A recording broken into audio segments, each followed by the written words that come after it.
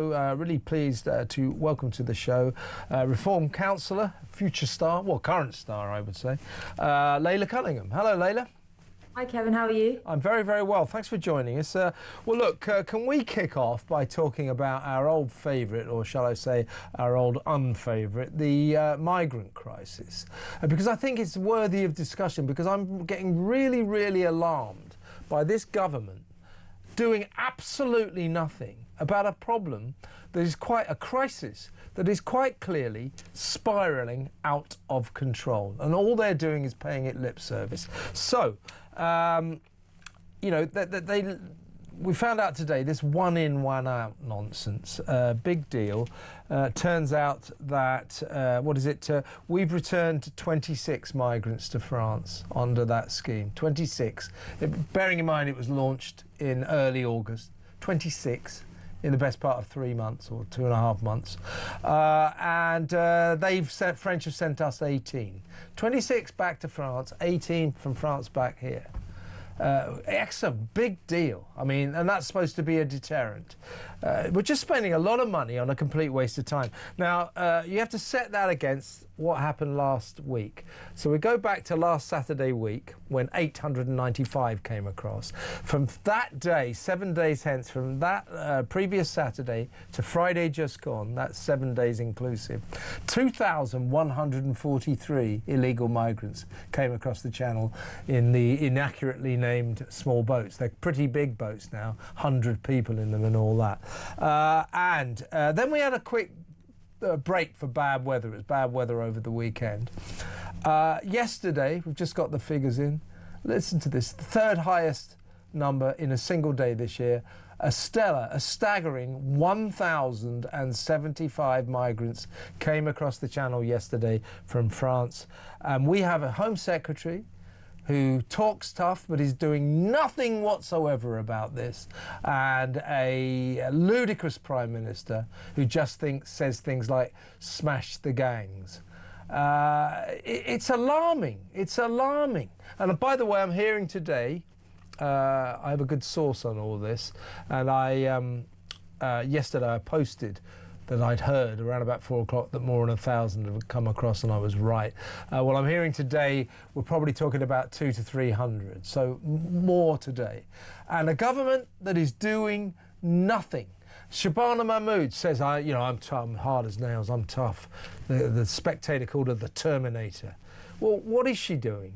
She's continuing to give illegal migrants free hotel, 4-star hotels, free food, free doctors, free dentists, free lawyers to fight their case to stay, and of course she wants to stay in the European Convention of Human Rights, which means we can't make our own sovereign decisions and therefore can never solve this crisis. This is spiralling out of control, and we have a government that is just making statements, but it's doing nothing about it whatsoever. This is worrying, isn't it? It's massively worrying, Kevin. It's a betrayal of public safety. For me, it's more than worrying. It's a national emergency because, as we know, some terrorists have been let in, rapists have been let in, and they're walking among us because of decisions made by this government. And nobody wants to tell the public how many are here, how many are more, and what are they doing to get a grip with it.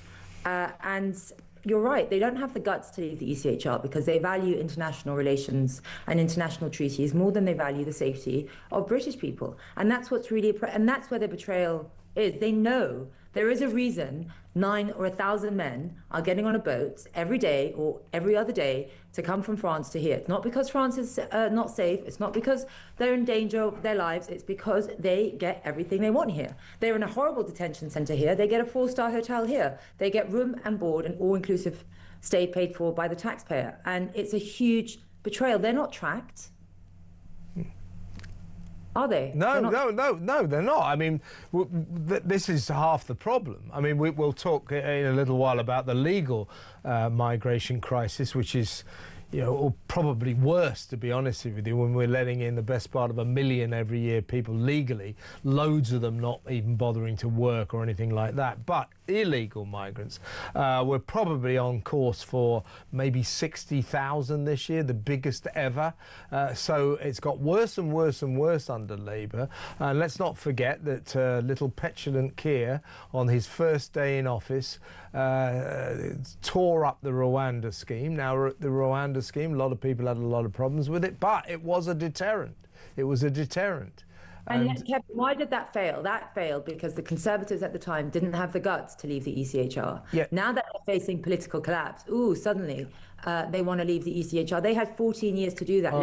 Let's talk about that in a minute. I want to talk about that after the break. I want to talk about the demise of the Tories. But I would say, to be fair, I don't particularly want to be fair to the Tories, but it's not fair to say the Rwanda scheme failed, because it never started. True. Keir Starmer threw it down the drain, along with, something like £70 million worth of taxpayers' money invested in the scheme. He threw it down the drain on day one of his ludicrous administration, saying it was a gimmick. Ever since then, we've had no deterrent whatsoever. Rwanda had a lot of faults, but it never started. That's the problem. And now his idea of a deterrent is we'll send 26 migrants back to France in 2.5 months. They'll send us 18. That's just a complete waste of time and money. Shabana Mahmood doesn't want to leave the ECHR. She wants to carry on giving them free hotels, free food, free dentists, free doctors, etc., etc. Making this place the promised land, an asylum seekers' paradise. Unless we start taking all that stuff away from them, specifically, I would suggest, Laila, the first thing I would do is say, right, I see you've arrived here and you want to claim asylum, do you? Who's your lawyer? How much is your lawyer going to cost you? Because we're not paying for him. The madness of us paying for these people break into our country illegally, then we pay for their lawyers to fight their case to stay. It's insane. I mean, it's insane. I was on TV with a Labour MP who yelled at me because I said that these are sexual offenders, and he says, I'm so sick and tired of you guys smearing innocent people. I said, there's nothing innocent about these people. They have arrived illegally. They've effectively decriminalised entering our country illegally. They're not innocent. They are criminals, and they're accomplices of the gangs and traffickers who exploit our routes, and they're not giving us any information. Why can we not get any information of who brought them here? Yeah. And loopholes, Kevin. You just land on our shores. You stop being an illegal migrant the moment you say asylum. It's mad. And then, you're a lawyer, Laila, and you'll know this. People say, well, the thing is, you say they're illegal migrants, but as soon as they claim asylum, they become legal. No. That isn't a legal situation. That is a political decision. They break into our country illegally, and when they say asylum, please, for some reason, we say, OK, fair enough, we'll overlook the fact you just broke into our country illegally. I suggest we stop that process and we start saying, no, like Australia. You break into our country illegally, you can't have asylum, end of. Yeah, you're a criminal. But I think entering our country illegally, illegal entry, is the only crime that pays. Yes. And crime isn't meant to pay. But you do that, and you just say the word asylum. They take us for fools, and that is to do with the Human Rights Convention, not the ECHR, I think that's what it's called, who said that you cannot punish anyone who arrives on your shores, who claims asylum, for the manner in which they arrived. And that, of course, have to be disapplied. That was, again, 75 years ago. It was for a different time, when we were fighting tyranny. It was never, the ECHR and the Human Rights Convention was never, ever meant to stop sovereign countries from deporting illegal migrants. Never. That was not the aim of it in any way. Yet that's what it's become. And you're right what you said about sexual offenders. Here's the deal. No one's saying that every asylum seeker who comes into this country is a sexual offender, or indeed any kind of offender, but an alarming proportion of them do come here and commit crimes, you have to, so there are hundreds and hundreds of these asylum seekers awaiting trial. Our legal system, the wheels of justice grind painfully slowly in this country, glacial pace. They're waiting for trials for serious offences, but quite a high proportion of them are sex offences. And you're right. So when that Labour MP shoots you down, oh, sexual offences. Well, you're making a true point. There's a problem here. Also, they could be, and I don't know. That is the whole point, and neither does the government. So why should I give them the benefit of the doubt? In my mind, they are criminals. They broke into this country, and they could be sexual offenders. We know that some were terrorists. So how do I know all of them are? And how many is too many for the Labour Party to say, hang on, this is too much for our country? Now we need to leave the HR. Now we need to prioritise British people. When does it reach that point for them? How many girls need to be sexually assaulted? I don't understand. Do they have a threshold? Well, we saw what happened in Epping. You know, all the local people were called racists, you know, xenophobes and all this, because they were rose up because a local asylum seeker staying at that Bell Hotel was charged with 2 sexual assaults of a 14-year-old girl and then a lady who went to her assistant, and they are racist. Well, that guy's now doing a year in jail. So they were right, and all the do-gooders who called them racists are wrong. It's as simple as that. Yeah, it's no longer an immigration issue, and I think the country has to realise this, and the government has to recognise this. It is a national security issue. We are importing risks that the government cannot measure and criminals that we cannot trace. How are they comfortable with that? Yeah, well, we've got to do something about it, and yet we're not doing anything about it. As I say, we have a Home Secretary who likes to portray herself as a tough-talking, hard-as-nails operator who's going to really get to grips with this. She hasn't done a damn thing. And Keir Starmer doesn't do a damn thing either. They haven't done anything. And this one in, one out, ludicrous. I mean, it's baffling, to be honest with you. It is, Laila, supposed to be a deterrent. Now, a deterrent, as I said, last week, 2,143. Yesterday, 1,075. It quite clearly, palpably, is not a deterrent. It isn't deterring anyone. So what on earth is the point of it? It's actually a message to the gang smugglers. If you make it to England, there's about a over 90% chance you'll stay. And every smuggler knows that, every migrant knows that, and that's why the numbers keep going up. You know, it's the same as why do people buy lottery numbers? The chances are low, but, you know, and the chances here are very, very high that you will end up staying in the UK. Yeah, indeed. I mean, officially, what they're saying... won't take back criminals. They get a veto on who we send back. It is such a weak deal that it's pathetic. It's pathetic. It's finding edges. It's virtue signalling. It's headlines. It's the usual Labour spin. No substance to it. Yeah, and frankly, I'm sick of it, and the country's sick of it, and I don't know how long we can take of it. Totally right. Just before we go to break, what would reform do to sort this absolute mess out?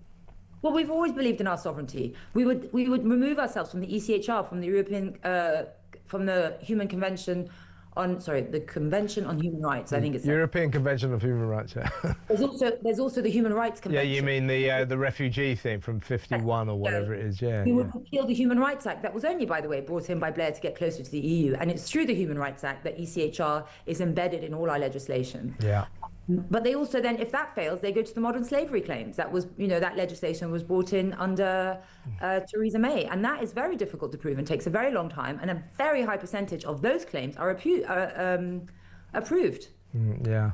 So you need to stop all those legal challenges, full stop, and you need to put them in detention centres, or you deport them back, or you house them offshore. There's none of this all-star, all-inclusive state paid for by the taxpayer. Absolutely not. Yeah, I mean, right. Or on arrival. It's as simple as that. And any government that's serious about protecting us it's simple, it's easy, and it's obvious. Yeah. You've got to ask why they're not doing it. Look at Donald Trump. Donald Trump did just that, and I mean, obviously he didn't have the ECHR problem, but literally it took him 2 weeks to reduce illegal migration to about 3% or something like that. He literally shut it down dead instantly by showing resolve and saying, if you break into our country, you don't stay. It's as simple as that. That's what we ought to be doing. If you break in, you can't stay.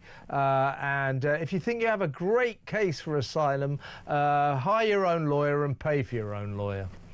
I mean, If they knew that, Laila, they wouldn't come because they can't afford their lawyers.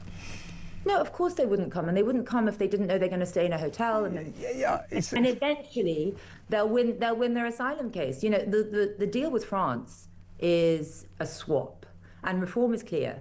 We will send a message: if you come here illegally, you do not stay. No exceptions, no swap schemes, no real deterrence. It's not a photo op or a headline or some kind of fancy one-in, one-out deal. The worstly named deal ever, because it's so, not that, is it? No. Yeah. They should have just called it the swap deal. Yeah. But the stupid swap deal. Yeah, the swap deal where France gets to decide our border policy. They get to tell us who we keep. It's so mad. It's so mad.